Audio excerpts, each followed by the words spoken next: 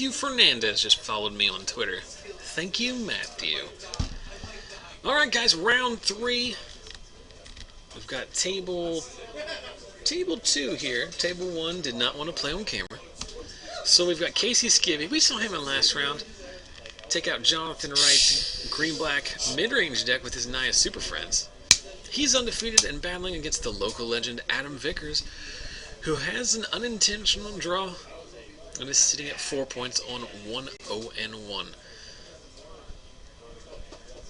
So Adam hits a turn 3 Lifebane Zombie since he's on the play, nets him a Scavenging Ooze, and Casey revealed his hand and picked it back up too quickly for me to see what else was going on there.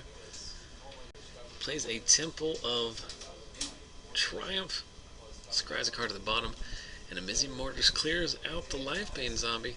But Adam's got another one. This one's going to miss. They're revealing a land of 2 shock lands, a Xenagos, the Reveler, and a Storm Breath Dragon. So pretty good curve here. And Casey draws a Courser Prefix off the top, decides to play it before the Xenagos. Xenagos not really good here because Xenagos comes down, you have to plus it for no value. He goes down the 1 off a Lifebane Zombie activation. Not really getting ahead here, choosing instead to play the Courser. Start getting a little bit of incremental value here, going up to 21. Revealing a Scavenging Ooze on top. Meanwhile, Adam is going to scry to the bottom off a Temple of Deceit. Serve in for 3 with his evasive Lifebane Zombie. Then passes a turn back. Casey draws the Ooze, revealing a Caryatid on top, so no card advantage here. Playing a Sacred Foundry. Tap, still going to gain a life off the Courser. And here comes a Xenagos. Make a Satyr. Well, this line we are asking for our Xenagos to die here. But I guess Casey's fine with gain 3 life, make a 2/2.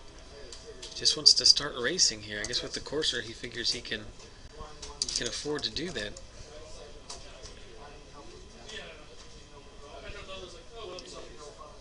Usually that line kind of suggests that he drew another Xenagos, but we know through the Courser reveals that that was not the case. I think he's just trying to race here with the Storm Breath Dragon. There is a Desecration Demon. So that shuts down the Storm Breath plan, unless we sack that Satyr to it. Gorklan Rampager on the top of the deck. There is a Storm Breath Dragon. Now, like I said, are we going to sack the Satyr to the Demon? We do, in fact. Then serve in for 6. Put Adam down to 10.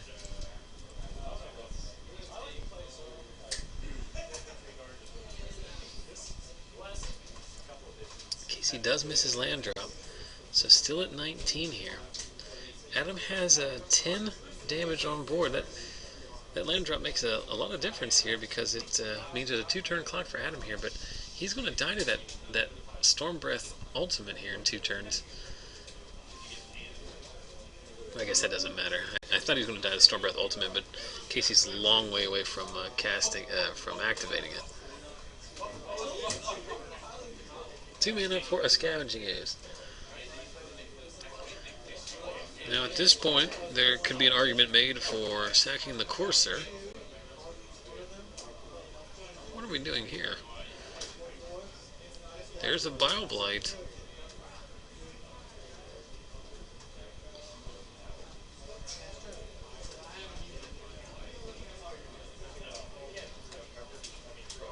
I have no idea. This is a very odd line of play. So serve in for 6. Before damage, Adam is going to Bile Blight the Scavenging Ooze. Is there a reason we did that mid-combat? Or at all?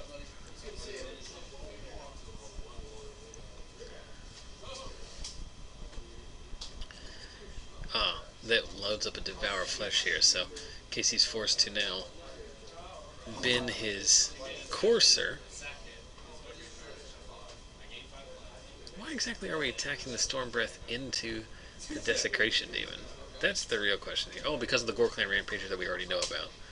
So Casey goes up to 25. 24 off of the Devour Flesh.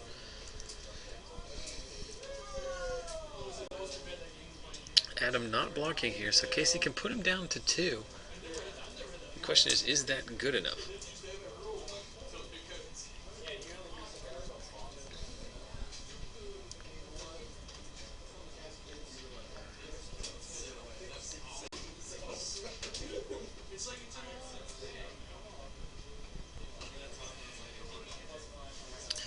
He does pull the trigger here. Seems smart with the Adam tapped out and so low, so you don't get blown out by a removal spell. Casey decided he didn't want to hard cast that. Serves in with the Lifebane zombie. Passes back with the Desecration Demon up. Casey can find another creature. That'll be good enough, unless Adam drew a removal spell. The only card I can make out in Adam's hand is a Grey Merchant, which he couldn't have cast last turn, which would have been great for a 6-point life gain. So that's probably good enough here. Sack to the Demon, make it an 8/8. Serve in with the Dragon, and a Hero's Downfall is going to save the day for Adam, and now he's in tremendous position here. So we serve in for, interesting here, just serving in with the Lifebane zombie, playing around the other dragon he knows about. We're going to fire up a Grey Merchant, go up to 8 here. Just playing it cautiously. So Casey down to 12 here off the combination of combat damage and Grey Merchant trigger. Here comes a dragon, so Casey is hellbent. Has a 4/4 in play, but he is well behind on board.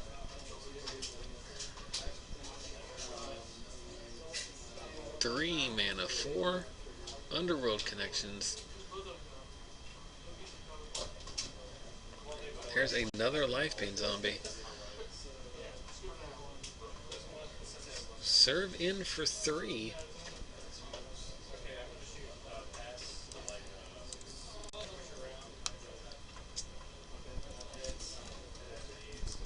Don't know why he went up to 15.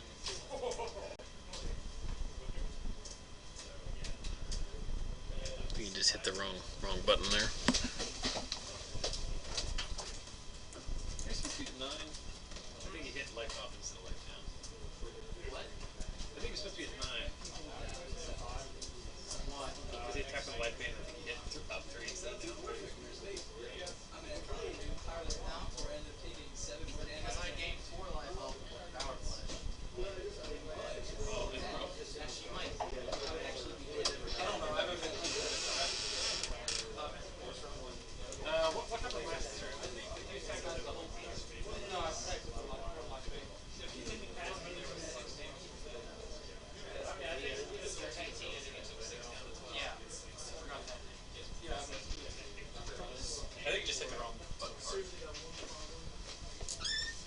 Squared away. Squared away. Crisis averted. So Casey activating a Johnny. It's +1, finds a Course of Crucifix. Does not have enough mana to cast it, though. A removal spell is a win here. We can clear out the Demon. There's a Whip. That's a win, too. Good grief. That's a good card right here. It's going to be tough to beat that life gain. There's no point, yeah, there is a point in saving 8 points of damage. Normally just block there, but 8 points of lifelink are pretty good. So serve in here. 1, 2, 3, 4, 5, 6, 7, 8. All at Skibbe, it looks like. So he's going to gain life up to 16. Skibbe going to go down to 1.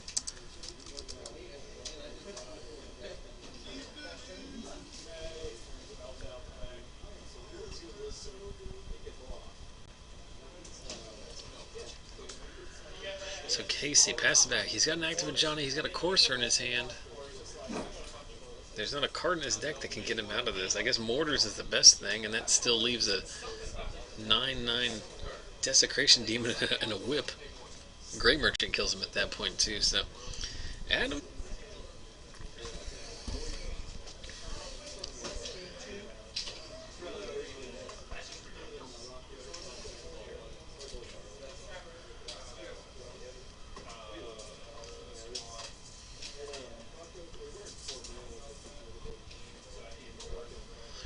So game 2 underway. Casey is down a game. He's led off with a pretty good start here with a turn 2 Sylvan Caryatid, which allows him to do a variety of things on turn 4, but he's probably going to play a Shockland tapped and Mizium Mortars this Pack Rat before it gets out of control. Halfway there. Do it. Play the Mortars, then play the Elvish Mystic. That's what we want to be doing here. There's a Mystic. There's a Mystic. There's the Mortars. Like an oracle. I can see into the future. So Adam hits his third land drop, but it's a Mutavault. You'll notice he has 2 of those Mutavaults. So, not exactly where Adam wants to be at this point. Lacking a second black mana source. No business in play. There's a turn 3 Stormbreath Dragon. And what's worse than that is that I know, and you know, that Casey will be casting a turn 4 Rurikthar. And that will all but wrap up this game, I figure.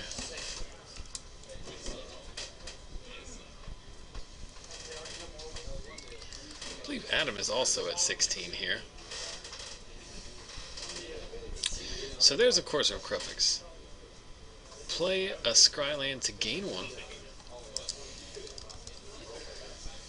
And then just shove another Scryland to the bottom.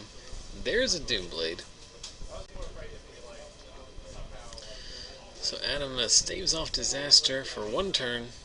Casey choosing not to load up the Rurikthar. He also has a Zin of God in his hand, which is another one of 3 mana for a Lifebane zombie. And now we're punished. Rurikthar has to go away. I can't imagine a scenario in which Rurikthar does not go away here. The other 2 cards being the Zin of God we already talked about, and a Gorklan Rampager.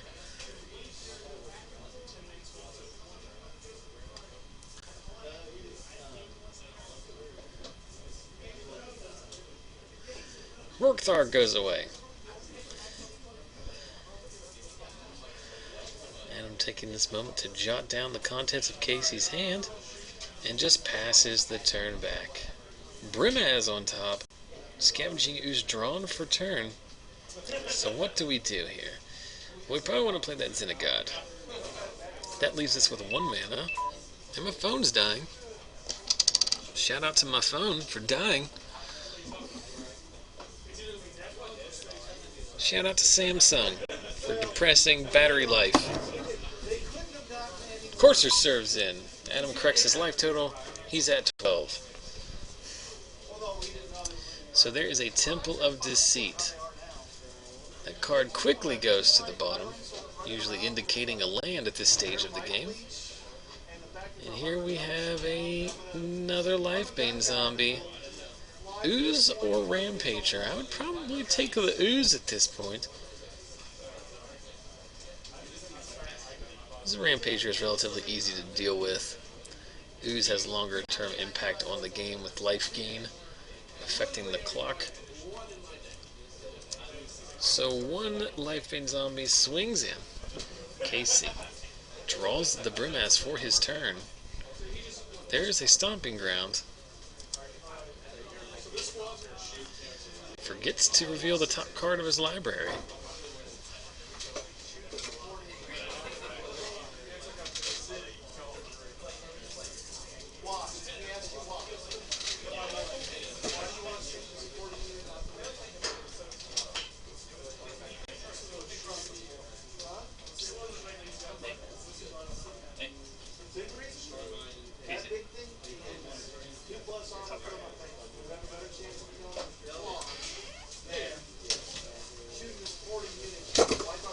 Here we go.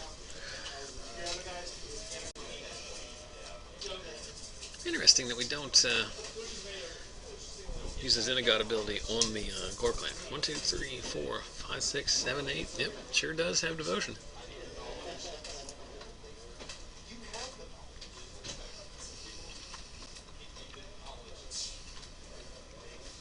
And here we'll likely see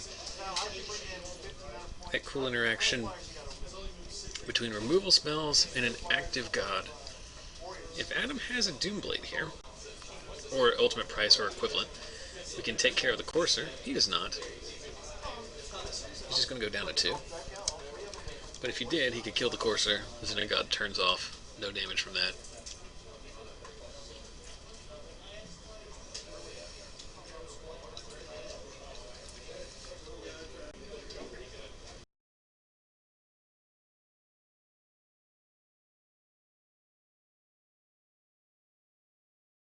He's like a sophomore in college, so probably needed the money. So I think this deck, which Casey is borrowing, does not have Domries in them because of card availability issues. Happens to the best of us. Game 3 underway. Adam is on the play.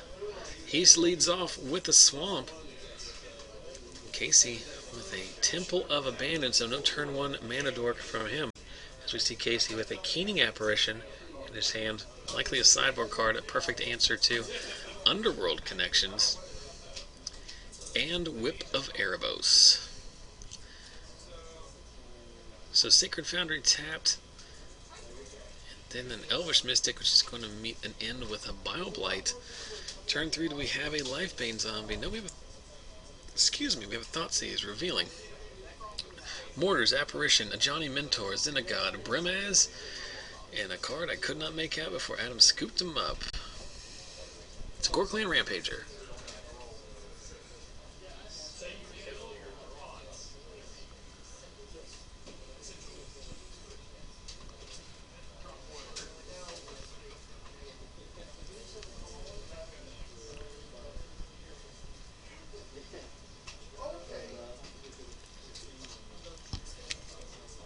So Xenagod is the choice. It hits the bin. Adam writes down the 5 cards remaining. We'll see if he has a follow-up Pack Rat or he just shoves the Mutavault into Casey's face. No, he just passes back, leaves the mana up, indicating some kind of trick remaining. There's a Keening Apparition. More importantly, Casey Skibbe to not play a 3rd land. So Vickers Scry's leaving on top. Apparition comes in, knocking Vickers down to... Uh-oh, that seems unnecessary, because Adam was content to take the 2 damage, and we knew that he likely had a removal spell since he didn't attack with Mutavault last turn. And that is one Lonely Island, the blue splash all for sideboard cards. And yes, that is a signed Guru Island. Worth more than the rest of his deck combined, probably.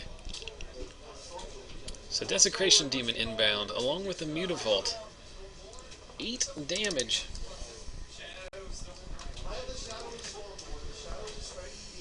Knocking Vickers, or knocking Casey down to 12. There's a Xenagod, but it's basically on fog duty for the Desecration Demon here. Another land from Adam. There's a trigger. Tap it down with the Satyr.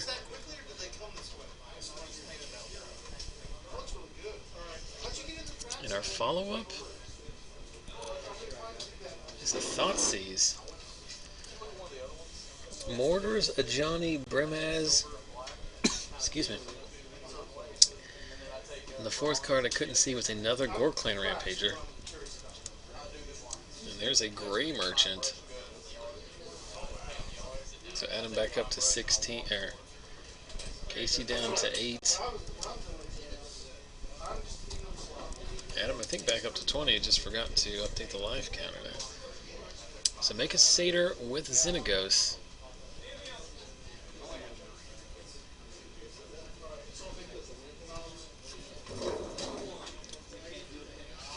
So Casey up against it here. Facing down a 7/7 Demon, a Gray Merchant, open mana, and a Mutavault. It just passes the turn back here. Does not have the 2nd white he needs for the Brimaz. There's a Lifebane zombie. It takes that Brimaz. Load up a Mutavault. announce trigger for Desecration Demon. I think we're obliged to keep tapping it down here. I can't imagine in a scenario in which that demon gets to attack.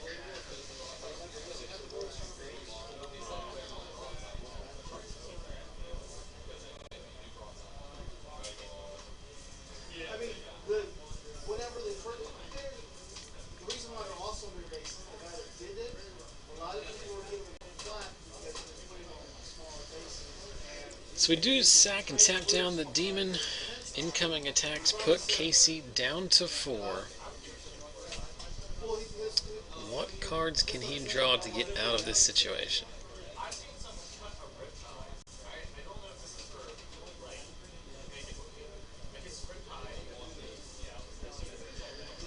Shock myself down to 2, Casey says.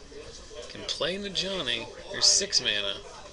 Overloaded Mizium Mortars. So that clears the board. Make a Satyr token. So we're back in it for the meantime here. No, it should be lethal here. There's a whip. Activate our Mutavault. Activating the Mutavault is the most important thing here. Casey with the preemptive scoop.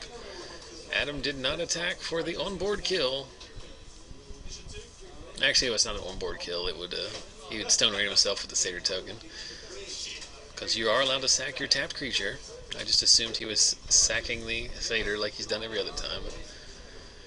And that's going to be good enough, so Vickers gets there. Off Desecration Demon and Whip of Arrow.